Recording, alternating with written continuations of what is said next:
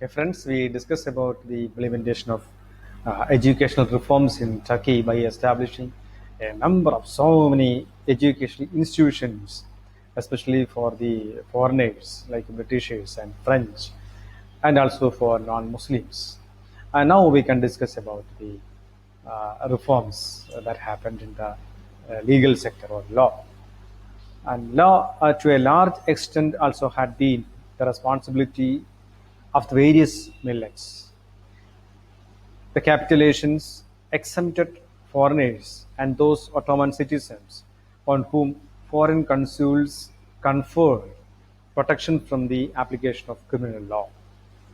So the Tanzimat reformers had two objects in the reform of law and legal procedure to make Ottoman law acceptable to Europeans. So their intention to accept the Ottoman law to the Europeans. But we cannot go with the Islamic law. But we want to, like the Ottomans want to modernize the existing law on the basis of the by the taste of these or compete with the taste of the Europeans, so that the capitulations could be abolished and sovereignty recovered, and to modernize the traditional Islamic law.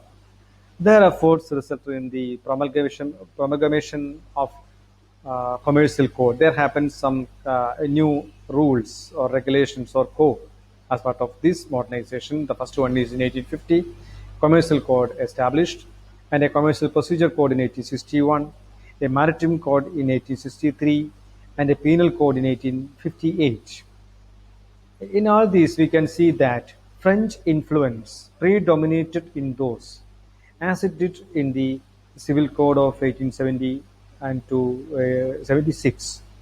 Increasingly, the laws were administered in new state code outside the control of the ulama. So ulama were vanished, I think it is so, from this lawmaking, although they failed to achieve the purposes intended. They provided the basis for future success. So there happened this modernization of law, and they adopted so many laws from French also. The influence of French began to increase by uh, making these laws. And now we can discuss about some obstructions or the problems faced by the reformers or reforms. The Tanzimat reformers moved steadily in the direction of modernization and centralization. So there happened a centralization process and also modernization process. The reformers were handicapped, but there is some problems. What are they? Lack of money and skilled men, and they were opposed by traditionalists who argued that of the reformers were destroying the empire. So the traditionalist ulama, they were against these kind of centralization and also this kind of modernization.